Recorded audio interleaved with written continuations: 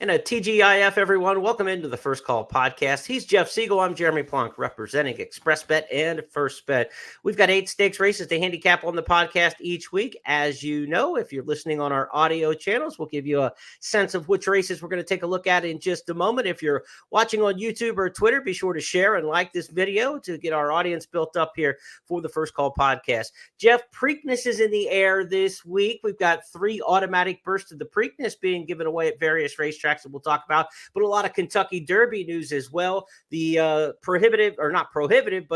expected Kentucky Derby favorite, Fierceness, worked this morning down at Gulfstream Park. According to the clocker there, Mike Welsh with Daily Racing Form, 1 minute and 3/5 for 5/8, galloped out 1:13.57 for the 6 furlongs. John Velasquez was down from Keeneland to work the horse this morning and worked in company with Agate Road, a 3-year-old who's probably better on the turf than the dirt, but a quality workmate there, and Welsh reported that he easily outworked him. Looking forward to seeing that video later today on Watch XB TV on Twitter, I'm sure.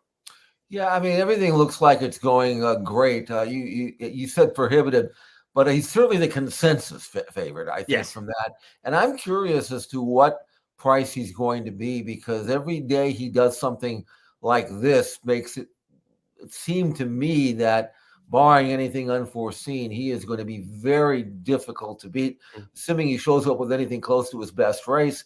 And that's one thing you don't have to worry about. Sometimes you go into the Derby, you say, well, I like this horse. I don't know if he's good enough, but he's improving. I'll take a shot. Yeah. With him, with Fierceness, you don't worry about whether he's good enough. You just whether or not he's going to show up with his A game. And everything he's done since his last race indicates he's thriving. So we may have a logical favorite, if not prohibitive. And I'm like you. I want to see how he moves and how he breezes. But if he breezes as well as this time as he did the last time I saw him, I mean, he's going to look great, and he's going to be difficult to beat. Prohibitive started to come out of my mouth, and then I thought, wait a minute, Sierra Leone's still in this discussion. Right. And that's what keeps him from being a prohibitive favorite, right? We all think that 2 horses are going to dominate the win pool and the tote there on the Kentucky Derby day. Now, as for Sierra Leone, he will work tomorrow morning, Saturday, at Keeneland. And then, of course, all the horses have to be on the grounds by next Saturday at Churchill Downs, when it'll be entry day. So we're only 8 days out from the entries for the Kentucky Derby as of today in the recording of this podcast. So a big workout weekend. I always like to tell people this is the big weekend for workouts. In next week and in Derby week, those gallops, those are maintenance moves. This is where you want to see where your horse is at their best. And you really want to analyze these workouts strong, I think, 2 weeks out. And some of them are going to be working over their home track too, like the West Coast horses, and then they'll get to Churchill and just kind of get acclimated with the footing there. But a lot of the serious work, especially like for Fierceness, finished up at Palm Beach Downs, down at his winter base. And so the run over the track at Churchill will just kind of be dress rehearsals for them more than anything. Yeah, I mean, every trainer is doing what he feels is best.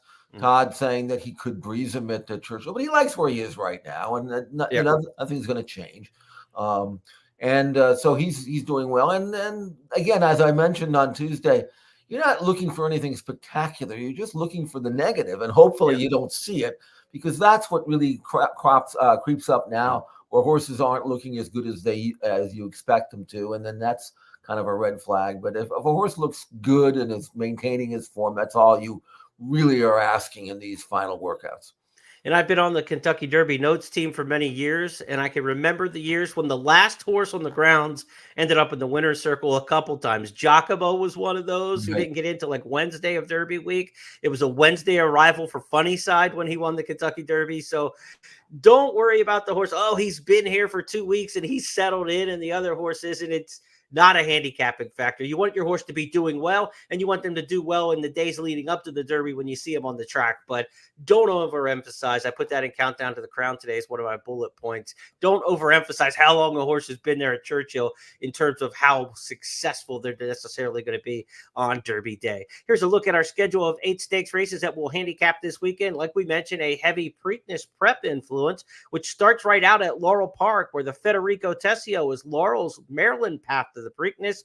Automatic berth to the Preakness Stakes to the winner if you're Triple Crown nominated. Laurel Park's Federico Tessio won a 4 stakes on a big program Saturday. That's the one we'll look at. The Weber City Miss is also a win, and you're qualified to start in the Black-Eyed Susan Stakes. So a lot going on there at Laurel. At Oaklawn Park, they've got a series of stakes races on Saturday that includes the Bathhouse Row. That one has a Preakness automatic berth, but we're going to look at the Valley of the Vapors for the fillies and the Oaklawn Handicap, the richest race in America this week, $1.25 million, the feature race around the country this Saturday. To Keeneland, we go on Saturday's card for the Turf Marathoners in the Elkhorn, the Classic Division in the Ben Ally, and then to Santa Anita, we've got the Classic Division also in action in the Californian with a rising West Coast star. Jeff will talk about that one coming up, and then the Providencia on the turf. Then to Sunday, it's Hawthorne's return of the Illinois Derby, first time since 2017. Hawthorne proper, Jim Miller and the gang got their big race back, so good luck to them. We'll hear from Eddie Olczyk about the Illinois Derby a little later this weekend at First Bet and Express Bet. Jeff and I will give our early thoughts on that race for Sunday in today's podcast. If you like to play tournaments, I got a few options for you this weekend. I mean, you can play a tournament for just about any price level from $40 to $300 to $800, and you can play any day of the weekend, Friday, Saturday, Sunday, Santa Anita feeders, Keeneland feeders, Kentucky Derby Challenge feeder on Saturday for $300. That's a Keeneland tournament that qualifies you to the big Kentucky Derby Challenge handicapping tournament coming up in 2 weeks. And then on Sunday, we've got the feature tournament, the $800 Illinois Derby Challenge, playing the races at Hawthorne on Sunday. So plenty of options for you this weekend on the tournament scene. Remember, Express Bet your home for tournament play. All right, Jeff, let's get handicapping here. To Laurel Park we go on Saturday for the Federico Tessio Stakes. Tessio at 1.125 miles at Laurel Park. That's one turn around that 9 furlong oval. Not the longest run in the world into the first turn, so the outside horses had better do a little work to get in from outside there in the 10 and 11 post, especially for Inveigled and Copper Tax. Carlo Rapido, an interesting Todd Pletcher horse we'll talk about. How do you see this Federico Tessio shaping up? Well, the first 5 finishers in the private terms are back in. And so there's, you look at that race, and that race was over a sloppy track. So you don't even know if you can use that race as any kind of gauge. You'd like to. Copper Tax won that race, had the rail. Now he's stuck way out in the 11 hole. So throw another monkey wrench in trying to figure out what that group's going to do in this race. So I kind of tossed them all and went for a fresh face, Lat Long, number 7. I don't know if there's a lot of value at 5-2, but this is a case where you see this a lot from Kenny McPeak's barn. He takes shots with horses in stakes races, and sometimes he kind of overshoots his target. Lat Long looked like he was a developing colt. He had won a maiden race at Oaklawn back in December. Numbers were okay. And then we went from that to 2 graded stakes races. The Lecomte, in which he ran okay. He was third, beaten 4 lengths by Track Phantom.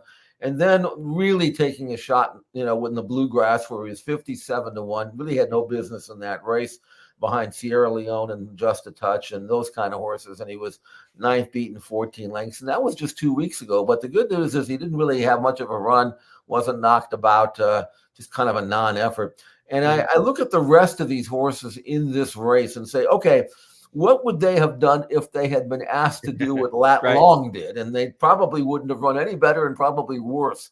So if Lat Long hasn't been discouraged by 2 races in which he really shouldn't have been in, how about a non-winners of 2 to develop your horse? Wouldn't that have been a better idea? Maybe Lat Long will get his confidence back and run here. He doesn't really have a great style. He's kind of a grinder. So if he can lay fairly close, like in the second flight, and not being given too much to do, I think he can probably outstay this group. But then you go back to 5-2 and you say, can you find better 5-2s than Lat Long? Probably. But I wouldn't be surprised if this Triple Crown nominated son of Liam's Map bounces back with a good effort. And if he does, fine. And then we'll see what he goes from there. But Lat Long, to me, has been seeing much better foes. And I think he's hopefully going to look around and say, hey, I can beat this group. And I think he can if he shows up with his A game. I like the style that you're talking about being a grinder in this particular spot because there is some speed. Speediness is fast, and he got exposed a little bit, stretching out to 2 turns last time. Now they go an extra 16th of a mile farther than the private terms. I think there's pace in this race. You got Classic Joke, a couple horses coming out of the Bay Shore, 7/8 of a mile sprint at Aqueduct to go along with speediness. So like you say, I don't think you want to be out the complete back end at Laurel in this kind of race, but I don't think you want to be up near that pace either. So I think he's going to fall into a really good trip. I also pick Lat Long on top here. Kenny McPeak brought a horse here last year to win the private terms.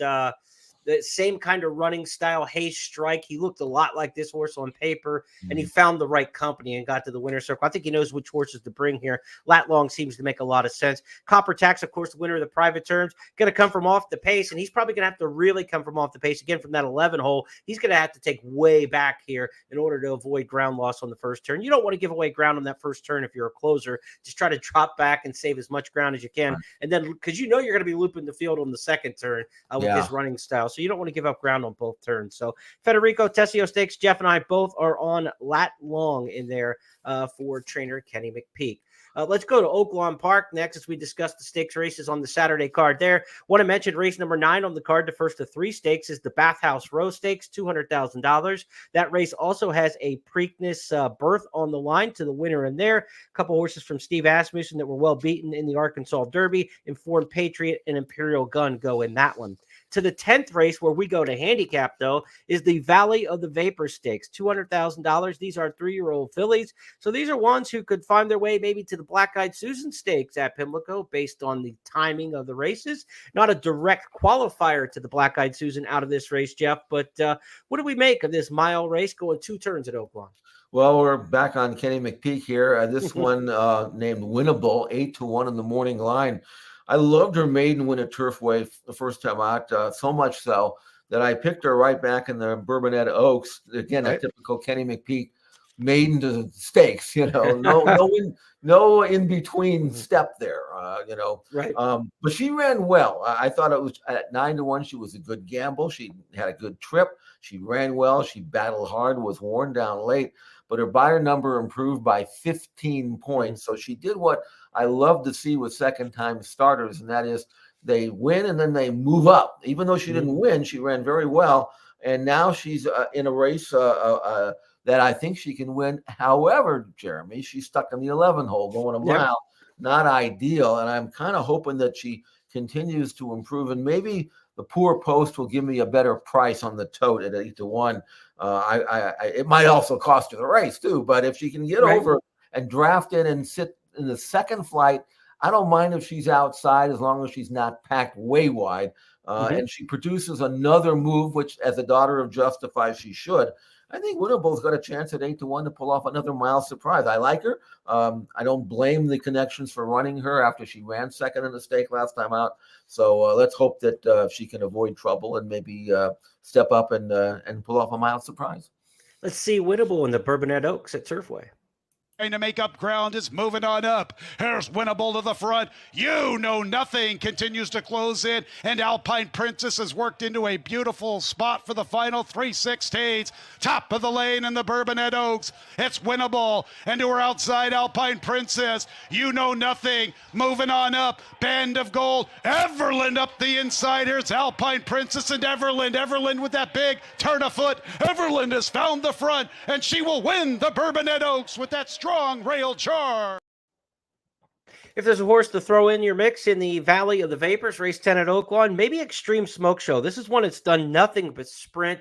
It's a daughter of Frosted, but out of an Empire Maker mare. You're wondering at what point do you get to stretch out with that pedigree? This could be the time. Now, the running style last time in the Purple Martin kind of fading in the lane doesn't give you encouragement on the past performances that this horse will like a mile, but this race is going to be run completely different pace-wise, 6 furlongs versus a 2-turn race. So maybe a little slower tempo and that pedigree can kind of kick the brilliance in. Extreme Smoke Show was a really good 2-year-old. She hasn't really developed at 3, but she's gotten a little bit better in her races at 3. I think she's going to like the 2 turns. I don't know if she's going to win this race, but she's one for me. That could be a decent price in here to keep an eye on.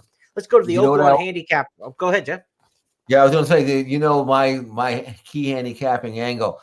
You are hoping that she will project to 2 turns. And I say, as always, if they're ever going to get it and they don't want to get it, they'll do it the first time. So that's the time to catch him. And with being bifrosted and with an even steady kind of running style, it's not a matter of, I think she'll handle the mile. It's just a matter of how good she is. I think it was Jerry Bailey in one of our telecasts way back when. He said the same thing. It's like I wanted a horse going around 2 turns for the first time, because when they got to that second turn, they didn't even know it was supposed to be there. You know, I mean, they just kept running because they didn't know they were supposed to be tired yet at this point. So sometimes that first time and the second time around, they'll go, wait a minute, I'm supposed to be tired by this point. Let's go to that Oaklawn Handicap next up. It's a 1 1/8 on the main track. Grade 2 company here, $1.25 million. The purse. This race, looking at its history and looking at its recent winners and horses who have run in this race, should be a grade 1. It's not. They downgraded some good races like the Santa Anita Handicap, the Oaklawn Handicap in the spring in recent years. You know, these races are taking some hit from what's going on overseas, obviously, with the Saudi Cup and the Dubai World Cup. It's having an impact on the spring handicap division here in the U.S., but the Oaklawn Handicap has a great history. It doesn't need to take a back seat to anybody. This isn't a star-studded field. It looks like a grade 2. It's a good field for a grade 2, but at $1.25 million, it's worth a lot of dinero in here, Jeff. You've got Reincarnate coming in from the West Coast for Baffert. You got Skippy Longstocking coming from Florida for Saffy. They're meeting in the middle, and you've got a good Midwestern group in here that's been in a handicap series all season long, you know, from the Razorback to the Essex to the Oaklawn Handicap, a good local program. So this is a good mix of what we've got in the handicap division as it stands in 2024.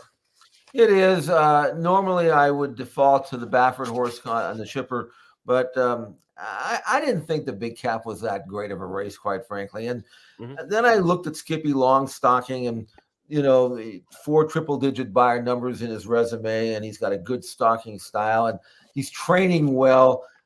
He's coming off a win, which is actually not a good thing, because if you look at Skippy Longstocking's form, every time he wins, you can't find him the next time. He's never run 2 alike. But he's had some time off now, and he's breezing on the inside. And I really like the way he's moving here. He's under a tight hold. He looks eager. He looks sharp. Maybe he's going to not realize that because he won his last race, he's not supposed to run back to that here. I don't know. The post doesn't bother me. I think he's most effective when he's in a stalking position, although if you give him the lead, he can win that way as well. So, you know, Saffy's got him in a good form right now. He's been breezing over at Palm Meadows, and he's going to van him over for this race. And I think he's going to run well. On numbers, he's good enough to win. And as a son of exaggerator, it looks to me like he should have a pretty good older campaign. They usually get better, or at least he did with age, I think. And his win at Tampa Bay, I thought, was with authority. So I'm going to land with, and at 3-1, that's probably a fair price. Skip Longstocking for me.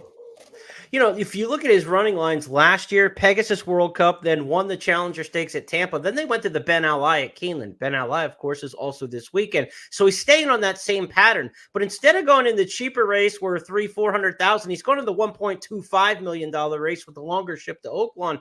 I think that's a good sign. I think that's a sign that they think he's doing a little better than he was a year ago. And I think that bodes well. Jose Ortiz coming out to ride at Oaklawn. Jose's having a great meet at Keeneland right now, riding tremendously. So you're getting a hot hand in the saddle, willing to give up the day at Keeneland to come ride this horse for $1.25 million.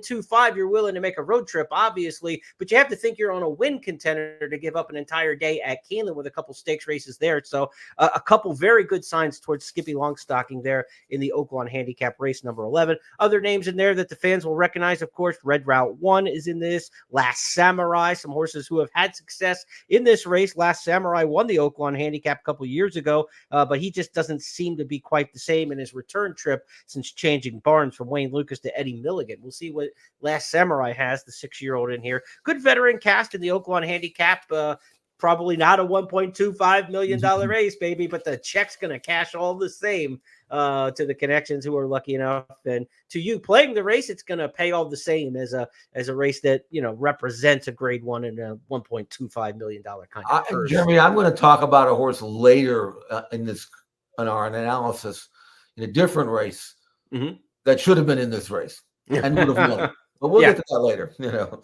All right, well, let's turn the page then from Oaklawn to Keeneland on Saturday, where the spring meet gets its final Saturday card. Remember, at Keeneland, the closing week, which will come up next week, is Wednesday, Thursday, Friday. So this is the final Saturday racing at Keeneland before the Kentucky scene. The following Saturday, on entry day for the Kentucky Derby, will shift to Churchill Downs. We've got 2 stakes races to handicap for you on the Saturday card at Keeneland, the Elkhorn and the Ben Ally. The Elkhorn for the turf marathoners, the Ben Ally in that handicap division. That's busy this weekend. Oaklawn Handicap, Ben Ally, Californian, all going for the same kind of horses nationally. Okay, Jeff, let's talk Elkhorn, 1.5 miles on the turf in here.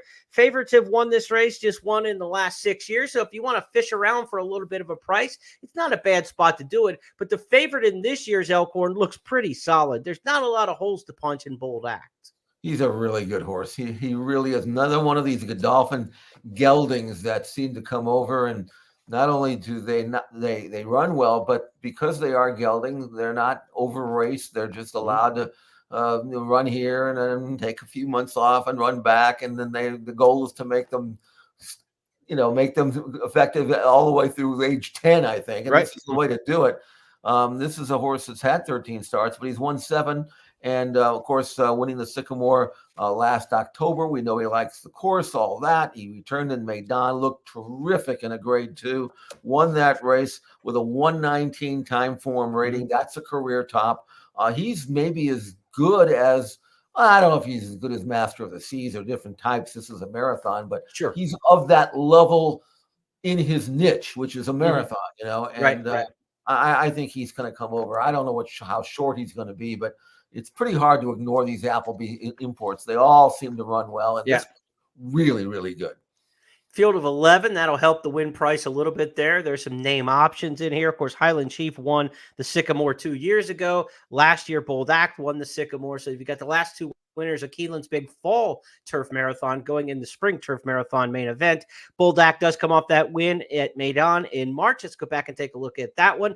Look for the Godolphin Blue Silks, but the one in the red cap. That'll stand out as he rallies through the pack. Harrington by now 7 lengths. Solid Stone just dropped the steal there for a moment and unfortunately didn't pick up. Castle Way comes to the outside and looks the big challenger now to the leader. From Bold Act, who's tagging in behind them, with Sisfahan, who comes to the wide outside. Then came Warren Point, who once again is on bums looking for runs here up the inside. Solid Stone. Trevenant's claimed on the outside by Bold Act. Working through now. The big challenger is Warren Point. Castle Way next. Godolphin 1, 2 and 3. Sisfahan 4. It's Bold Act the outside from a very brave Warren Point, who's trying to eat into the margin late, but it is all Bold Act. Bold Act takes the Dubai City of Gold. Jeff, I'm a little disappointed in you in that you didn't have me look up winning spirits races in the Italian Derby or the German Derby. A lot of times you'll send me to these foreign countries for the international race calls, but, we've got some international intrigue with a runner like that, now co-owned by West Point Thoroughbreds. Christophe Clement has got a win at the meet, ship it in here to Keeneland. He gets Gaffley on the ride, winning spirit, an interesting runner in here. And what about the Californian? I want to talk about him because I actually put him on top. I'm just trying to get a little cute and find a price in here. But I thought Mr. Cut was really good in Southern California. Typically, I wouldn't take a top of turf kind of runner coming east like that from Southern California had he not been an international runner prior, right? He came from overseas. He's running in France and Great Britain. So we know he can handle a turf course that's a little more lush than the pool tables out west. What do you make of Mr. Cut under Irad riding here for John Sadler? I think he can run second. I really do. I know him. And looking at the horses that he was running with in California, Planetario is, I thought he was going to develop last year. Mm-hmm. He hasn't made any progress. The others are basically expensive, high price claiming types. And I think he's going to run well. He's in good form. And I like him. He can get the trip. He's going to fire. But I don't think he's a Bold Act's level. As for winning spirit, to give you a comparison, in Maidan, Bold Act earned a 119 time form rating, which is grade 1 level easily. Winning spirit in Germany was earning time form ratings in the mid to high 90s. I mean, Right. it's apples and oranges, really. I would have loved to come up with Winning Spirit, and I tried. I said, I can't do it. I just can't do it.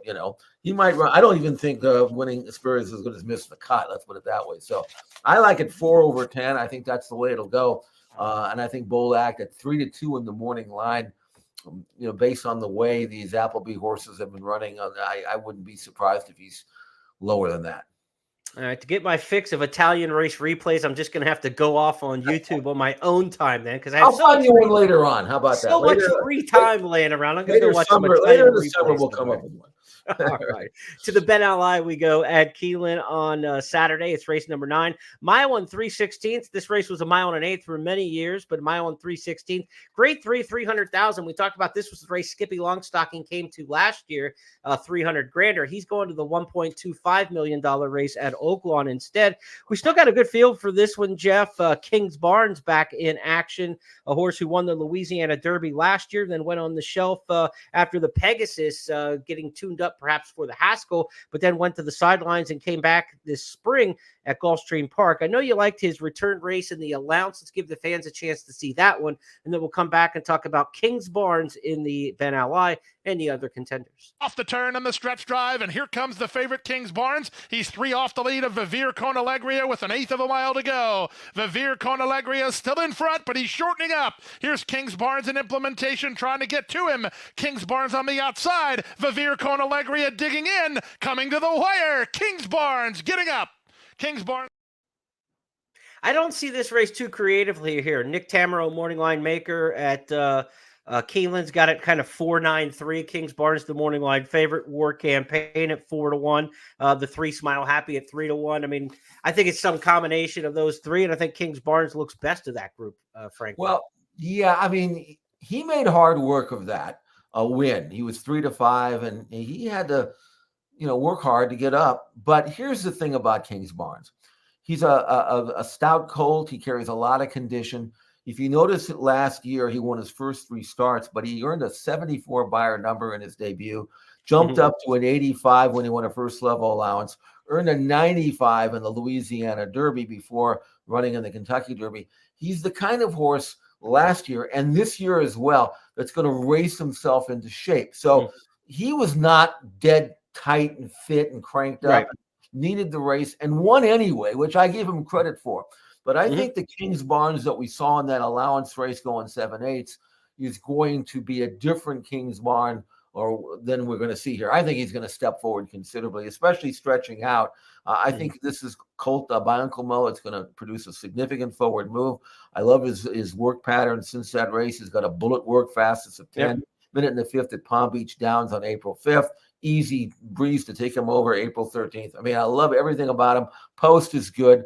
Again, I think if you key off his last race and you think he might be vulnerable, maybe he is, but I think you're going to see a much better version here. And I think he's got a chance to develop and if he stays sound and be a very important member of the older handicap division this year.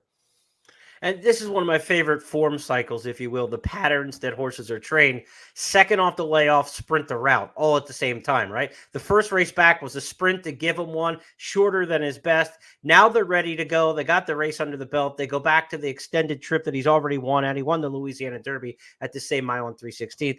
Plus, you look at the race shape in here. The only horse that has any pace at all besides him going long is Laughing Boy. Laughing Boy is going to go to the front. He should sit second and have that beautiful first over trip with no excuses under Luis Saez, who's riding pretty well here. After a slow start at the meet, Saez has picked it up here in the last few weeks. So I'm with Jeff. I think it's both of us here on Kings Barn. I'd like to see Smile Happy run well. They gelded him. This is a horse who's never put it all together. He shows some flair every once in a while. He has run well here at Keeneland in the past. Maybe gelding him will help, but I've never thought that like a mile and an eighth and beyond is good for him. He's a mile and a 16th horse. So this mile and 3/16 I think is a little bit beyond the best for Smile Happy. So while I'm a fan, I put him in there third. I think he's going to flatten out and not have enough punch. Even if he runs his race, I don't think he's going to have enough punch. His last 2 races shows that he's not on his form. So gelding him might be the best thing for him moving forward. But his best races to me are going to be at a mile and a 16th and shortening up. So that's Smile Happy in the Ben Ally race number 9. at Keeneland. To Santa Anita, we go on Saturday's card, where a couple stakes races dot the menu. The new meet at Santa Anita, the Hollywood meet, debuts today. Jeff Siegel's got his full card analysis and all the race previews and video analysis of those races up on the Express Bet and First Bet websites. Be sure to check them out every day, the Santa Anita meet. And Jeff, as we go to the California, then the Providencia, let's start off with race number 7. I know you're very high on a horse who should be somewhere else. Well, I would think that Judge Miller, with that 105 buyer number and just his third career start, if you're going to run him 1 mile and 1/8, why not do it for 1.2 million as opposed to 100? Although I really actually admire Mark Glatt, who is probably saying to himself, yeah, but I mean, that'll come down and we'll get that in the summer and the fall. Let's just take one step at a time. Right. I tip my hat to him because he knows how good this full brother de Clairiere can be. Again, second in his debut, but he earned a very fast, very strong number. Came back and broke his maiden going 7/8. Again, first time 2 turns. We thought he would win, but not like this. Yeah. This, to me, tells me that Judge Miller not only is ready for what he's seeing in the Californian, which is a fairly moderate group of older horses. His chance to win a big $1 million race will come eventually. But based on his last race and based the way he's been working, I mean, I think Judge Miller is a star in the making, and we actually featured him as a future star a few weeks back. But I'm really looking forward to Judge Miller in the Californian. Let's take a look at his last effort at allowance on the stretch up. And Judge Miller and Hawker. Judge Miller takes the lead now and lets it out a notch coming to the 8th pole. Quickly putting 3 on Hawker in second. A long way back, Midnight Mammoth, None Above the Law, and all the rest. Judge Miller towers over them, hugs the rail, and blows them away. Judge Miller by 10 lengths. Native Diver winner, Mr. Fisk in this spot, son of Varigate, but a horse who was kind of took a step back last time out in the San Pasquale and didn't move on to the Santa Anita Handicap. So this prep race for the Hollywood Gold Cup, the Californian, you talk about the big money races that could still be there for Judge Miller. He doesn't have to travel to find those. He's got Hollywood Gold Cup, he's got Pacific Classic, and the Breeders' Cup. Of course, we're going to have the big race at Santa Anita in the fall this year, the California Classic. So, there could be 4 shots for him with the Breeders' Cup at Del Mar on the West Coast left this year. I mean, he could have a heck of a campaign and doesn't have to travel. But like you said, that 1.25 sitting there right now, bird in the hand, 2 in the bush, what they say, right? By the way, I want to tell a brief story, if I might, because the Californian is now a grade 3, $100,000 purse. But at one time, it was one of the most prestigious middle distance races in North America. And I say one time, I'm going to go back to 1968. That is one time. That is one time, a long time ago. But I'll never forget this race in an era where the big races were nothing but handicap races. This race was always a money's one type of race where the weights were determined by a formula that allowed some of these horses to get in a little light. And so I'll never forget, back in 68, Hollywood Park was recruiting Dr. Fager to come out here because Dr. Fager was the #1 older handicap horse in the country and was having to be burdened with 130, 35, whatever it was. So according to the weird conditions of the race, Dr. Fager was going to be able to run in this race for like 121 pounds or something. And so they recruited him. They went out and said, look, to Johnny Neighborhood, you can come out here. There's no weight involved. It's a prestigious race, and you can win this race, and you won't have to carry weight. And come on out here and win a race that's very prestigious. So he said, okay, you sold me. I'll come out. So he brings Dr. Fager out. And the morning before the race, they figured out, wait a minute, we made a mistake. We miscalculated weights. He actually has to carry 132 or something. So who in the racing office is going to have to go over there and tell Johnny Nehru that tomorrow you're carrying 132, not 121? And I think they drew straws or something. They were terrified. So my old boss, Bob Benoit, got stuck with the task of going to Johnny Nehru and telling him, we made a mistake. You got to carry 132 or 133. So he goes over there and he's so apologetic. Johnny, I'm so sorry. We made a mistake. Your horse is actually going to have to carry 132. He's bracing himself to get just ripped apart. Right. And neighbor looks at him and says, you could put 140. You couldn't beat the 100. Beat the son of a bitch. Don't worry about it. Went out there. He says, really? He said, don't worry about it. No, who cares? Anyway, he goes out the next day and just parks. He runs a mile 16th and 140 and won. And that's when I knew that. And he beat a great field in that day. Gamely, the mare was in that race. Rising Market. The Kissin' George was a great sprinter stretching out. One of the great Californians of all time. And that was my treat to see Dr. Fager in person that day. And that's when the Californian was the Californian. I'm not saying Judge Miller is Dr. Fager, but he may look like against this group in this grade 3 edition version of the Californian at Santa Anita. I can't help but think, had the internet existed in 1968, how the racing office would have been lit on fire by the public for bringing Dr. Fager out. The conspiracies would have been all over the place. Pitchforks would have been drawn. Oh my goodness, that would have been a social media firestorm in today's media era for sure. Let's go now to the 8th race on Saturday at Santa Anita, the Providencia. This one in a mile and an 1/8 on the turf. 100 grander here, grade 3 company. These are 3-year-old fillies. Oaks fillies, if you will, towards maybe Del Mar Oaks in the summer, one of the big races on the calendar in Southern California for these 3-year-old lasses on the grass. Who'd you like in this one, Jeff?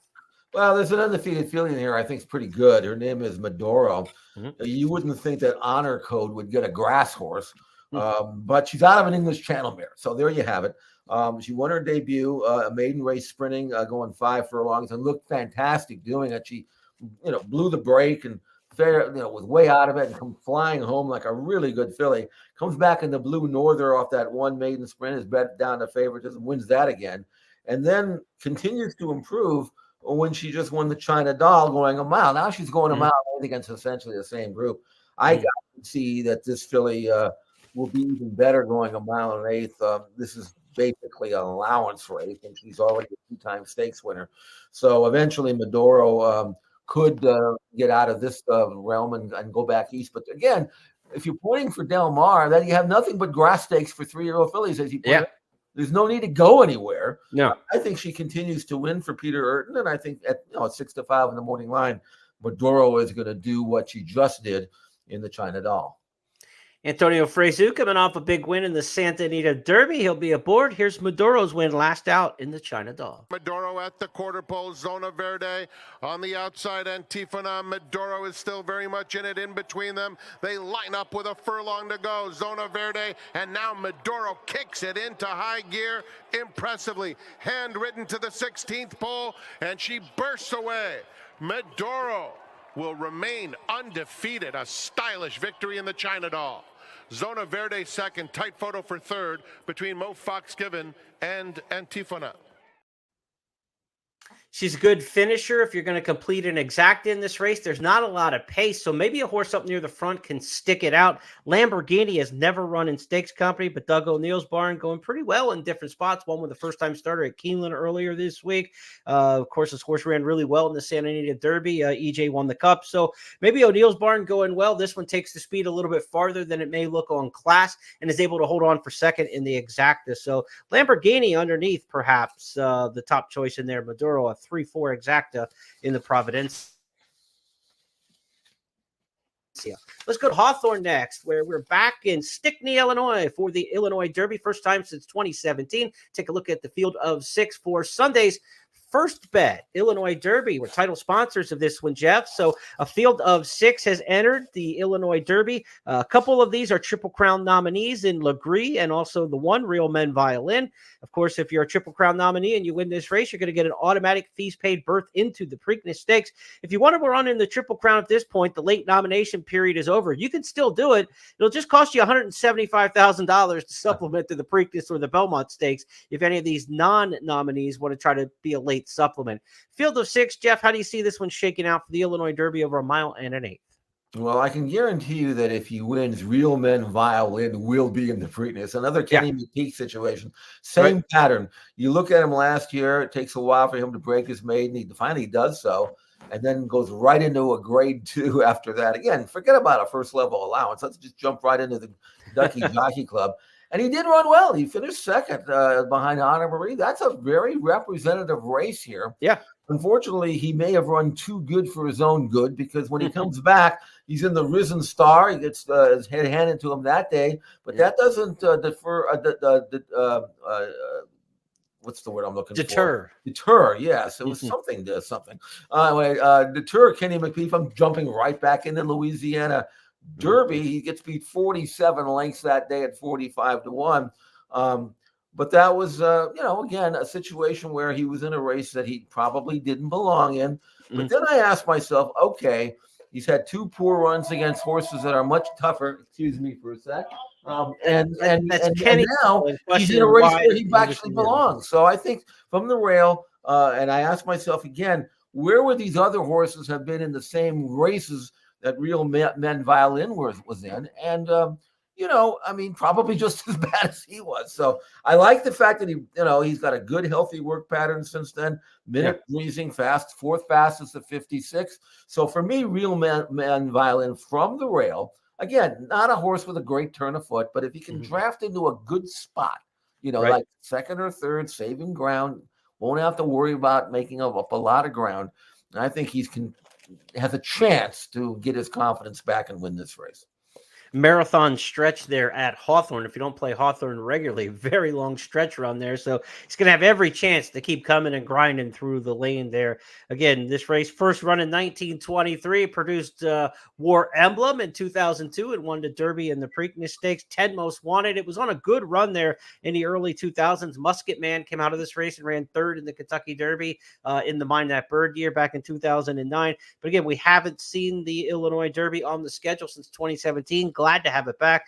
Proud to be title sponsor of it, First Bet. So check that out on Sunday. We've got an exactathon, $25,000 up for grabs, playing exactas on the Hawthorne card on Sunday. If you hit 6 exactas or more on the program, you're going to split $25,000 with other players throughout the First Bet and Express Bet platforms. $20,000 for those who hit 6 or more will be split. $5,000 will be split amongst those who have the most exactas won in races on Sunday at Hawthorne. Check back later in the weekend. Eddie Olczyk's going to provide his hat trick video for his best bets on that Sunday card at Hawthorne. So looking forward to that. Illinois Derby on Sunday. We will see how it shakes out. I've got Woodcourt in here. I thought this horse had a terrible post in the Rebel and ran better than expected. Then did take a step back last time when just kind of even, but that was the change of surface to the Jeff Ruby. Back on dirt here. I think that effort in the Rebel would be good enough to be very competitive, if not win this race.